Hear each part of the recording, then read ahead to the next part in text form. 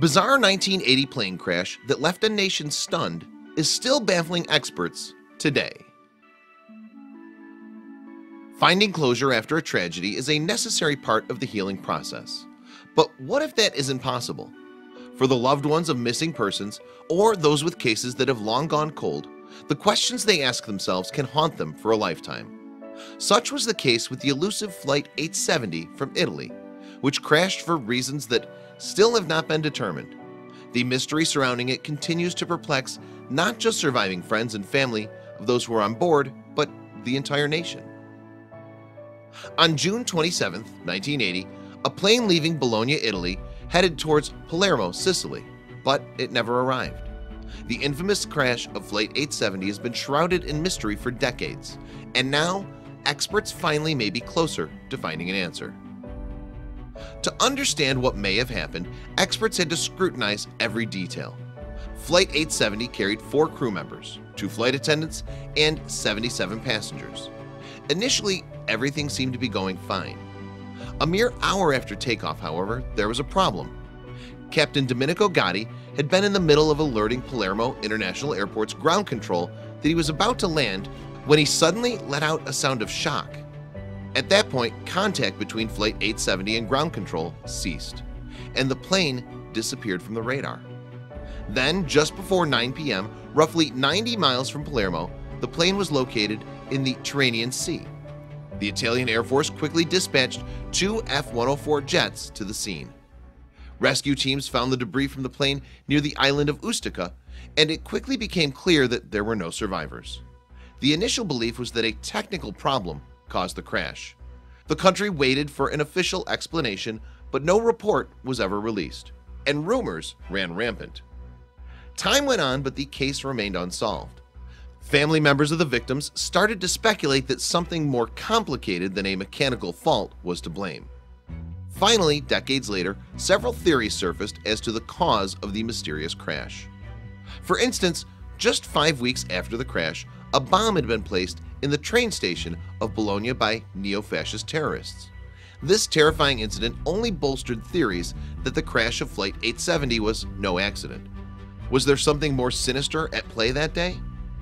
It didn't help that in 1989, the Italian government had issued a cryptic statement through a parliamentary commission for terrorism. Flight 870 was shot down, it explained. The lives of 81 innocent citizens were destroyed by an action properly described as an act of war, real war undeclared, a covert international police action against our country, which violated its borders and rights. The statement was missing something, though. Excluding from the report was the name of who may have been responsible for the attack. The report also indicated that there had been a missile, even though a claim by another government commission pointed to an explosion within the plane itself. The public demanded answers. It looked like there was a break in the case in 1994 when the British government joined the investigation effort. They determined a bomb was detonated on the plane, causing the crash. The problem? The Italian high courts dismissed the findings entirely. The confusion didn't end there. In 1999, Italian judge Rosario Priore produced a report of his own claiming that there had been a cover-up by Italian officials. He alleged that Flight 870 was a pawn in a high-stakes political game.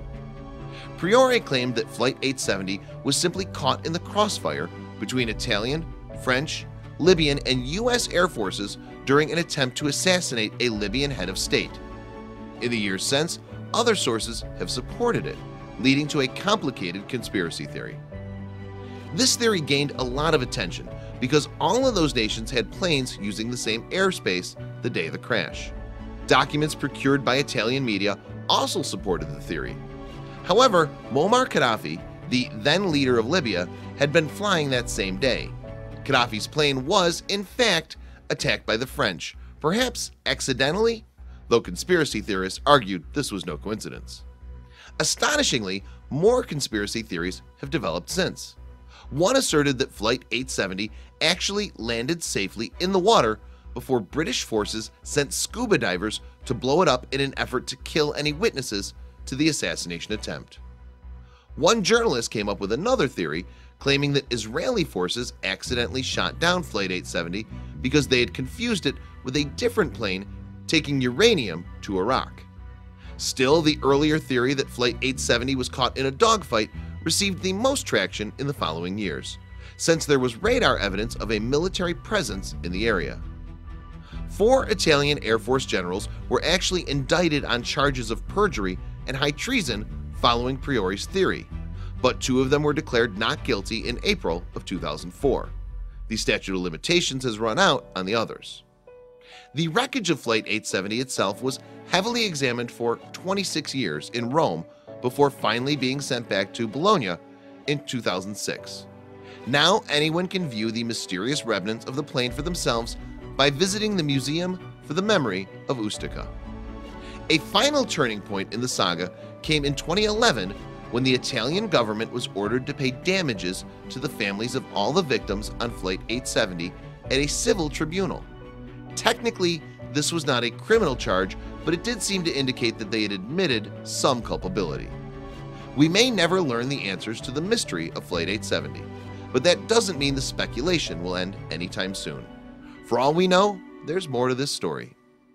Share this mysterious plane crash with your friends.